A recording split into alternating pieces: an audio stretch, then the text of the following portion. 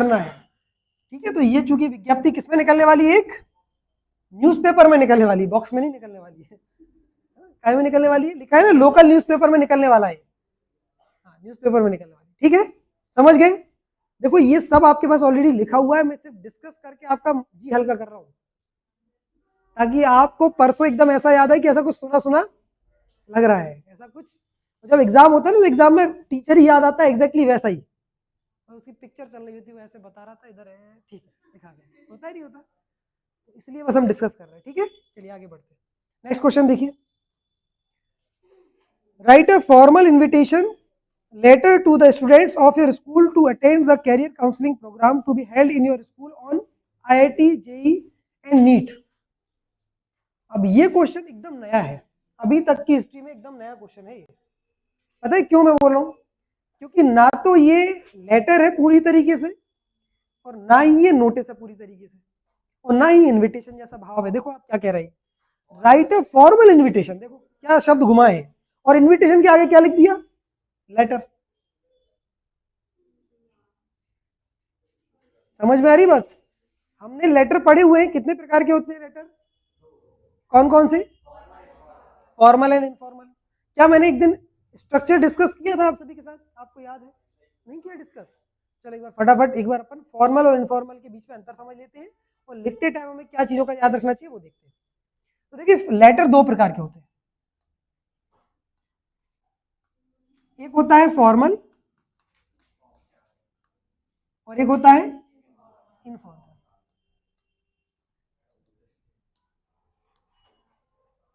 Formal letter किसको लिखा जाता है, किसी पद पर बैठे हुए व्यक्ति को, कोई व्यक्ति जो डेजिग्नेटेड पद पर बैठा है, किसी पद पर है, कार्यरत है, तो उसको हम जब लिखते हैं पत्र तो कौन सा लिखते हैं, औपचारिक। और इनफॉर्मल किसको लिखते हैं, जो हमारे रिलेटिव्स हैं, है ना, मित्र यार दोस्त हैं वगैरह वगैरह, उनको क्या लिखा जाता है, इनफॉर्मल। ठीक बात है।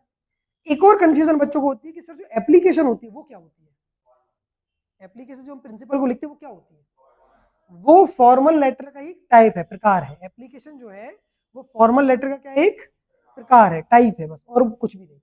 अब इनमें डिफरेंस देखते हैं, जब भी हम फॉर्मल लेटर लिखते हैं और इनफॉर्मल लेटर लिखते हैं तो इन दोनों में ही शुरुआत किससे होती है, बताओ किससे होती है, एड्रेस। किसका एड्रेस, जो लिखने वाला होता है। जैसे मान लीजिए अगर मैं पत्र लिख रहा हूं तो सबसे पहले किसका एड्रेस आएगा, मेरा एड्रेस आएगा, तो सबसे पहले क्या आएगा, एड्रेस, यस और नो। यहां भी क्या आएगा,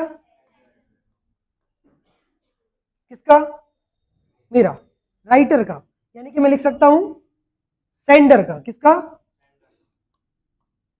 भेजने वाले का, ठीक है, भेजने वाले का क्या आ गया, एड्रेस। फिर क्या आएगा एक लाइन का, रुक जा भाई रुक जा, फिर क्या आएगा एक लाइन का, गैप।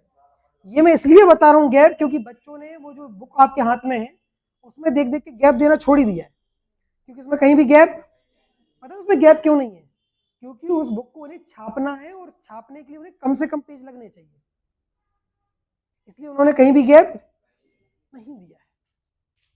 समझ गए, क्योंकि उन्होंने उतनी जगहों पे गैप बचा बचा के 4 पेज बचा लिए, तो उनके 4 पेज कम प्रिंट हुए।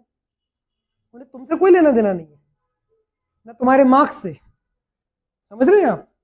इसलिए आप समझिए कि बीच में गैप देना, आप खुद सोच के देखोगे अगर मैं सब कुछ चिपका चिपका के लिख दूं तो कितना गंदा लगेगा एप्लीकेशन, लगेगी गंदी, यस और नो। एक एप्लीकेशन जो बिल्कुल बेहतर तरीके से अरेंज्ड है, बराबर मार्जिन दिए हुए हैं, लाइंस का गैप है, वो ज्यादा सुंदर लगती है। तो आपको क्या करना है, इसके बाद क्या देना है, एक लाइन का, फिर क्या लिखनी है, डेट। तो डेट में डेट वर्ड नहीं लिखना, ये भी याद रखना है। तो मैं लिख रहा हूं यहाँ पर डेट, याद क्या रखना है, सीधा आपको डेट लिखनी है, सीधा क्या लिखनी है, यहाँ भी क्या आएगी, डेट, यस और नो। फिर क्या आएगा एक लाइन का, अगेन दोनों जगह गैप। फिर क्या आएगा, एड्रेस, किसका, जिसको भेज रहे हो, तो रिसीवर का एड्रेस आएगा, किसका, रिसीवर का। यहां भी क्या आएगा, किसका, रिसीवर का, जो प्राप्त करता है।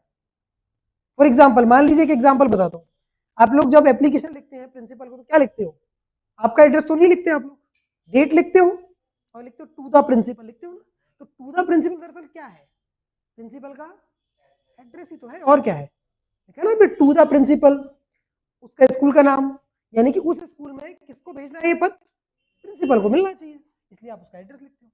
क्लियर हो रही है बात?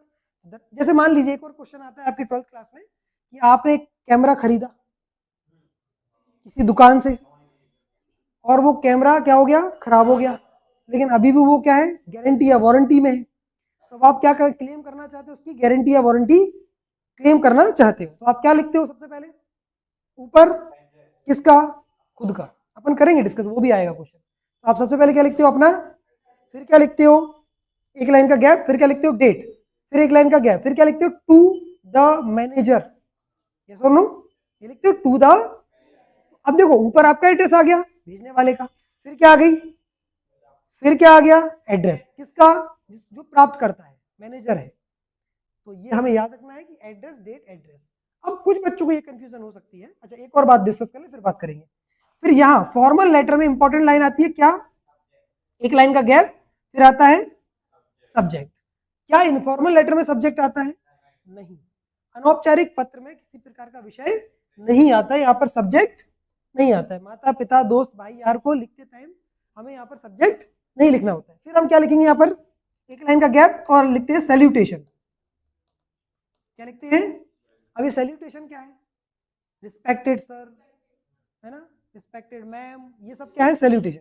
क्या सैल्यूटेशन यहाँ पर आता है, यस आता है। डियर फ्रेंड लिखते हो ना, डियर पापा या डियर रिस्पेक्टेड फादर लिखते हो ना, तो यहाँ पे भी सैल्यूटेशन तो आता है, लेकिन क्या नहीं आता, सब्जेक्ट नहीं आता। ठीक है, सैल्यूटेशन आ गया। फिर क्या करते हो, बॉडी, बॉडी यानी कि जो कंटेंट है, जो लिखना है आपको, काम की बात, कि I am student of class 12th, है ना, और जो भी आपको कंटेंट आगे लिखना है कि मुझे बुक्स दे दो, या मेरी फीस माफ कर दो, या हमें ट्रिप पे ले चलो, जो भी प्रिंसिपल से बात करनी है, या फॉर्मल में कलेक्टर से बात कर रहे हो कि we are the citizen of गंजबाजदा और हमारी लोकेलिटी में बहुत ज़्यादा लाउड स्पीकर बज रहा है, भाई बंद करवाओ उसको, 10 बजे के बाद बजता रहता है ना क्वेश्चन वाला, है ना, लाउड स्पीकर के लिए।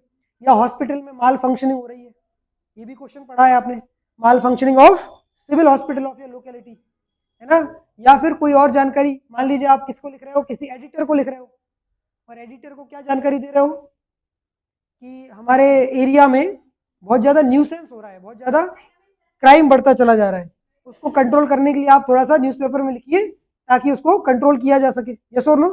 इस तरीके की जब बात संवाद की जाती है, उनमें जो मेन बात हम कहना चाह रहे हैं वो कहाँ आती है, बॉडी में, क्लियर है। और नीचे आपका फिर से वही कंक्लूडिंग सैल्यूटेशन आता है, your faithfully, thank you and complete, हो गई बात।